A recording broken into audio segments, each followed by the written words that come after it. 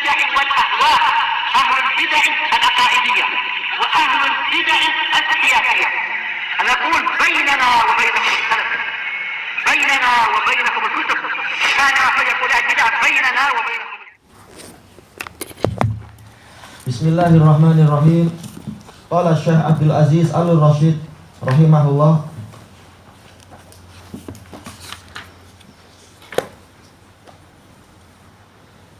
Qauluhu la khaliqa ghairuh. Sampai sini ya. Atau yang sebelumnya sebentar. Anak kemarin enggak bawa pen, Qala Ibnu Qayyim. Oh, berarti di atasnya. Baik. Qala Ibnu Qayyim rahimahullah. Ibnu Qayyim ini dalam Zadul Ma'ad yang ketiga muka surat 532. Maknanya adalah fi hadhil ayat dalilun ala annahu. Harusnya ada hu di situ, bukan anna subhanah, tapi annahu subhanah khaliqu af'alil ibad. Di dalam ayat ini, ayat apa itu? Khaliqu kulli syai', ada dalil bahwasanya Allah Subhanahu wa taala adalah pencipta perbuatan-perbuatan para hamba, kama annahu khaliqu zawatihim wa sifatihim, sebagaimana mereka adalah pencipta zat-zat mereka dan sifat-sifat mereka. Kenapa? Karena ayatnya umum, khaliqu kulli syai', segalanya. Berarti apa? Mencakup zawat dan mencakup af'al. Fal abdu kulluhu makhluk, maka hamba semuanya adalah makhluk. Sifatuhu wa dzatuhu wa af'aluh, sifat-sifatnya, zatnya dan perbuatannya semuanya adalah makhluk. Berarti dia masuk dalam keumuman ayat tadi. Wa man akhraja af'alahu an khalqillah faqad ja'ala fihi khaliqan ma'allah. Dan barang siapa mengeluarkan perbuatan hamba dari ciptaan Allah, berarti dia telah menjadikan pada hamba itu ada pencipta bersama Allah. Allah hanya mencipta zat dan sifat, sementara ada pencipta lain yang menciptakan perbuatan-perbuatan, yaitu manusia itu sendiri. Walihada syabbaha salaf al-qadariyatan nufata bil majus. Oleh karena itulah para salaf menyerupakan qadariyah yang menentang takdir tadi dengan apa? Majusi. Wa qaluhum majusu hadhil ummah.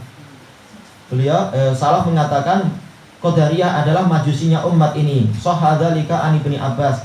Itu telah sahih dari Ibnu Abbas. Dan telah kita lewati dalam pembahasan sebelumnya, ini adalah apa? Hasan li ghairi dari Rasulullah sallallahu alaihi wasallam. Bahkan sebagian masyayikh kita di Damas menyebutkan kesimpulannya adalah sahih li ghairi, dan itu mungkin. Baik. Qauluhu la khaliqa ghairuhu wa la rabba siwah. Ini sudah kita baca belum ya? Yang atas. Sepertinya sudah ya. Baik.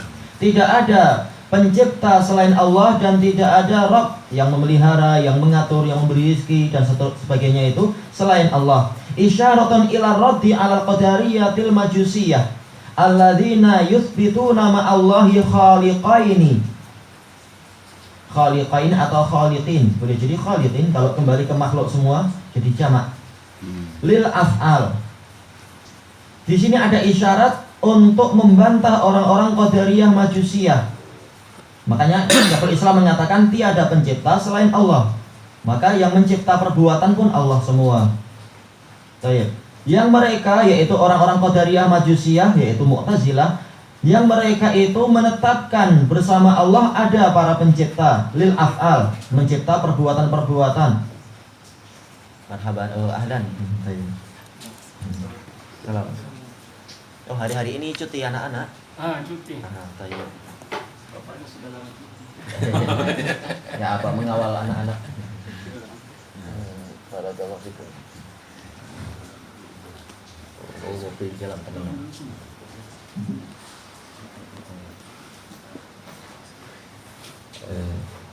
Baik. Yang mana beliau mengatakan laisat af'aluhum maqduratan. Laisat af'aluhum maqduratan lah, yaitu bukanlah perbuatan-perbuatan para hamba itu di bawah takdir Allah. Wa hiya shadiratun bi ghairi masyiatihi wa iradatih.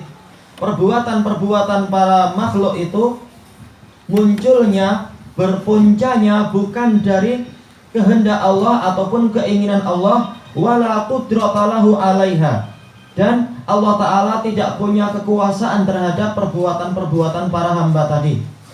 Ini keyakinan orang-orang Mu'tazilah. Farububiyatuhu subhanahul kamilatul mutlaqatu tubtilu aqwala haula'i kullihim. Maka rububiyah Allah subhanahu yang sempurna dan mutlak membatalkan ucapan mereka semua. Li'annaha taqtadi rububiyatahu li jami'i ma fihi minadz-dzawati was-sifati wal harakati wal af'al. Karena rububiyah yang sempurna tadi menuntut rububiyah Allah Ta'ala mencakup segalanya, segala sesuatu di alam semesta ini, berupa zat, berupa sifat-sifat, dan segala gerakan dan perbuatan. Wa haqiqatu qauli haula, dan hakikat ucapan orang-orang Mu'tazilah tadi adalah annahu laisa rabban li af'alil hayawan, bahwasanya Allah Ta'ala bukan Rabb, bukan penguasa, pencipta, dan pengatur bagi perbuatan-perbuatan makhluk hidup. Wala tanawalatha rububiyatuh, dan rububiyah Allah tidak mencakup ini semua, tidak mencakup perbuatan makhluk hidup.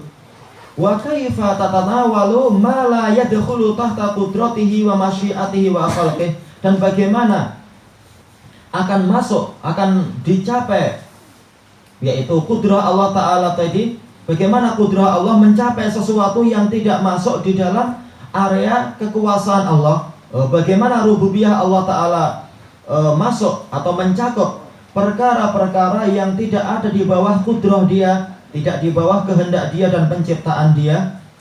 Ini adalah ucapan mereka. Wa amma ahlus sunnati wa jamaah fayu'minuna bi anna Allaha khaliqu kulli syai'. Adapun ahlus sunnah wa jamaah, maka mereka itu beriman kepada Allah, beriman bahwasanya Allah adalah pencipta segalanya. La khaliqa ghairuh, tiada pencipta selain Dia. Wa annahu ala kulli syai'in qadir, dan bahwasanya Allah maha mampu, maha kuasa terhadap segala sesuatu. Ini umum. Wa huwa ala kulli syai'in qadir, dan ayat-ayat yang serupa dengan ini umum, mencakup segalanya, baik zat ataupun sifatnya ataupun perbuatannya, semuanya masuk di situ. Wa bisyumuli masyiatihi likulli makan, dan dengan cakupan kehendak Allah terhadap segala sesuatu yang terjadi. Wa annahu bikulli syai'in alim, dan bahwasanya Dia itu maha tahu segala sesuatu. Fayu'minuna bi umumi khalqihi wa syumuli qudratihi, maka ahlus sunnah wa jamaah beriman akan menyeluruhnya yaitu ciptaan Allah, dan yaitu syumuliyah sama ya, menyeluruh, mencakup qudratihi, yaitu kudrah Allah mencakup segalanya. Wa nufudhi masyiatih, dan kehendak Allah itu berlaku terhadap semuanya, terhadap segalanya. Wa ilmihi, dan ilmu Allah juga apa? Meliputi segalanya. Bil asya'i qabla an takun, mencakup segala sesuatu, meliputi segala sesuatu sebelum segala sesuatu itu terbentuk. Qabla an takun berarti fa'ilnya bukan asya ya, yaitu takdiruh kan. Tapi takdir dia adalah apa? Mudzakkar. Qabla an takuna takdiruhu laha, harusnya yakuna kalau fa'ilnya adalah yang setelahnya, bukan kembali ke sebelumnya. Tapi kalau maknanya ma'ruf, yaitu sebelum takdir Allah itu berlaku kepadanya. Maksudnya takdir di sini adalah apa? Yaitu sudah langsung berlaku. Sebelum berlaku Allah sudah tahu semuanya. Wa kitabatuhu iyyaha, berarti titiknya yang mana ini? Harusnya titiknya diperjelas. Wa kitabatuhu iyyaha qabla an takun, yaitu penulisan Allah terhadap kejadian-kejadian ini semua, apa itu? Mencakup segalanya sebelum segala perkara itu terjadi. Fa indahum maratibul imani bil qada'i wal qadar arba'. Maka menurut ahlus sunnah wa jamaah, tingkatan iman kepada qada dan qadar itu 4. Kama sabaqat isyaratul musannifi ilaiha, sebagaimana telah berlalu isyarat dari sang penulis, yaitu Syekhul Islam, terhadap masalah ini. Al-ula ilmuhus sabiqu bima hum amiluna qabla ijadihim, yaitu pengetahuan Allah yang sudah ada sejak dulu terhadap apa saja yang akan mereka amalkan sebelum Allah menciptakan mereka. Dan ini adalah mahilul ijma', sebagaimana telah kita lewati dan dinukilkan ijma' juga oleh Imam Ibnul Qayyim rahimahullahu ta'ala di dalam kitab beliau Syifa'ul Alil. As-saniyah kitabatuhu lidzalika fi dzikr indahu qabla khalqis samawati wal ard. Tingkatan yang kedua adalah Allah menulis itu semua di dalam Az-Zikr, yaitu di dalam Lauhul Mahfuz yang ada di sisi Allah Ta'ala sebelum Allah menciptakan langit dan bumi. Ini juga mahilul ijma'. Bahkan kata Ibnul Qayyim dalam kitab tadi Syifaul Alil, ini adalah ijma' di dalam kitab-kitab suci semuanya. Taurat dan Injil pun membahas itu. Para nabi semuanya sepakat masalah ini. As-salisah masyiatuhul mutanawilatu likulli mawjud. Yang ketiga adalah kehendak Allah yang mencakup segala benda yang terwujud. Semuanya yang terwujud itu adalah dengan kehendak Allah. Fala khuruja likainin an masyiatihi kama la khuruja lahu an ilmih. Maka tiada suatu kejadian pun yang keluar dari kehendak Allah, yaitu semuanya masuk di dalam area kehendak Allah. Sebagaimana tidak ada sesuatu pun dari kejadian tadi yang keluar dari pengetahuan Allah. Semuanya telah Allah tahu. Ar-rabi'ah khalquhu lahu wa ijaduhu wa takwinuh. Tingkatan yang keempat adalah yaitu Allah menciptakan kejadian-kejadian tadi. Allah mewujudkannya dan membentuknya. Segalanya terbentuk dengan dari takdir Allah Ta'ala. Fa innahu la khaliqa ghairuh, karena memang tidak ada pencipta selain Allah.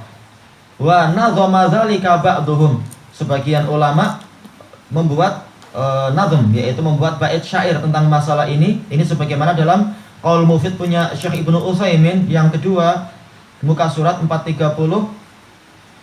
Ilmun kitabatu maulana masyiatuhu wa khalquhu wa huwa ijadun wa takwinu. Yaitu yang pertama adalah pengetahuan Allah, yang kedua adalah penulisan dari Tuhan kita yaitu Allah. Kemudian yang ketiga adalah kehendaknya. Yang keempat adalah penciptaannya, yaitu apa? Allah membuat dan mewujudkan segala perkara tadi. Baik.